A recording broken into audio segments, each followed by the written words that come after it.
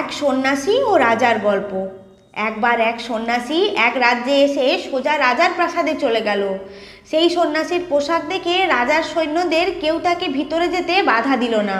সন্ন্যাসী সোজা চলে গেলেন রাজার দরবারে। সন্ন্যাসীকে তার সামনে দাঁড়িয়ে থাকতে দেখে রাজা তাকে জিজ্ঞেস করলেন, আপনি কে এবং আপনি কি চান?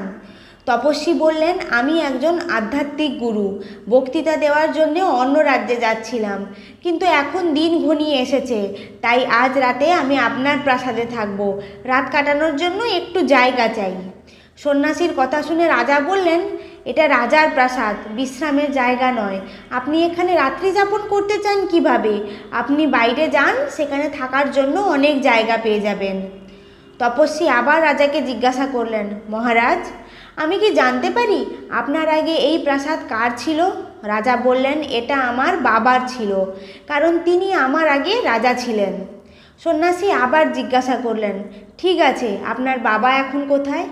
রাজা বললেন, এখন তিনি আর এখানে নেই, এখন তিনি আর পৃথিবীতে নেই, তারপরে আমি রাজা হলাম। আচ্ছা, তোমার বাবার আগে এই প্রাসাদের মালিক কে ছিল? সন্ন্যাসী আবার প্রশ্ন করলেন। রাজা এবার রেগে গেলেন, কিন্তু তারপরও শান্ত হয়ে উত্তর দিলেন, আমার বাবার আগে এই প্রাসাদ আমার দাদুর ছিল, আর এখন তিনি এই পৃথিবীতে নেই। এবার সন্ন্যাসী বললেন, এই জায়গা যা গতকালও তোমার ছিল না, তোমার চলে যাওয়ার পর অন্য কারো হবে। মানুষ এই পৃথিবীতে অল্প সময়ের জন্য থাকে, তারপর চলে যায়। যেখানে আমরা আমাদের সময় কাটাই, সেটাই আমাদের বিশ্রামের জায়গা। না আপনি এটা আপনার সাথে নিয়ে যেতে পারবেন, না অন্য কেউ। বলুন তো, এই প্রাসাদ বিশ্রামের জায়গা ছাড়া আর কি? রাজা তার কথা বুঝতে পেরে হাত জোড়ো করে ক্ষমা চাইলেন। তিনি সন্ন্যাসীকে থাকার জন্য অনুরোধ করলেন।